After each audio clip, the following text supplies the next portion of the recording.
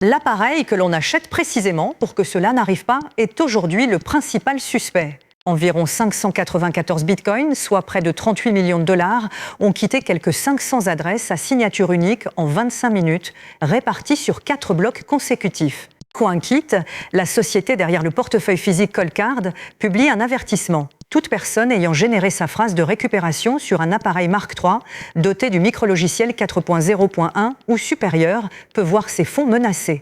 Des chercheurs en sécurité soupçonnent le générateur de nombres aléatoires de ces appareils d'avoir produit une entropie trop faible, rendant les clés privées devinables au lieu d'être réellement aléatoires. CoinKit n'a pas confirmé que le micrologiciel soit la cause du vol. Les portefeuilles protégés par une phrase secrète BIP 39 semblent presque épargnés. L'analyse préliminaire indique que les Mark IV, Mark V et Coldcard Q ne sont pas concernés.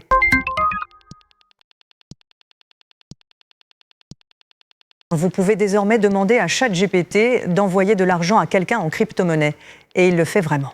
MoonPay lance Paybox, un coffre de paiement qui installe un portefeuille crypto non dépositaire directement dans ChatGPT et Claude et laisse les systèmes préparer puis exécuter la transaction à votre place.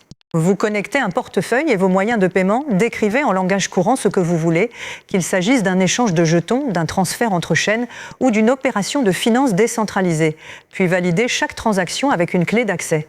L'autre option consiste à fixer un plafond de dépenses et à laisser l'ASA agir seul dans cette limite. Les clés sont protégées par calcul multipartite et environnement d'exécution de confiance, si bien que ni l'ASA ni MoonPay ne peuvent déplacer vos fonds seuls. Le lancement se fait sur Solana et les réseaux EVM comme Ethereum, Base, Arbitrum, Polygon et Hyperliquid, avec des intégrations pour les réservations, les achats et les billets d'avion.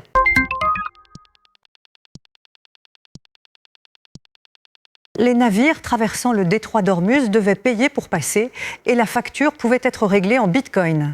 Le Bureau de contrôle des avoirs étrangers du Trésor américain a sanctionné 2 entités maritimes iraniennes pour ce qu'il décrit comme un dispositif d'extorsion soutenu par les gardiens de la Révolution.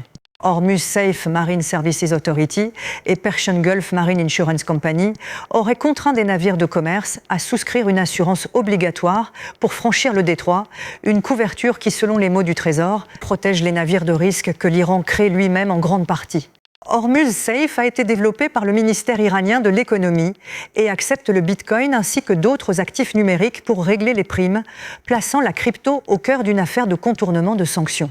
La mesure ajoute aussi 8 navires de la flotte fantôme à la liste, après un avis du Trésor rappelant que ces paiements n'étaient pas autorisés.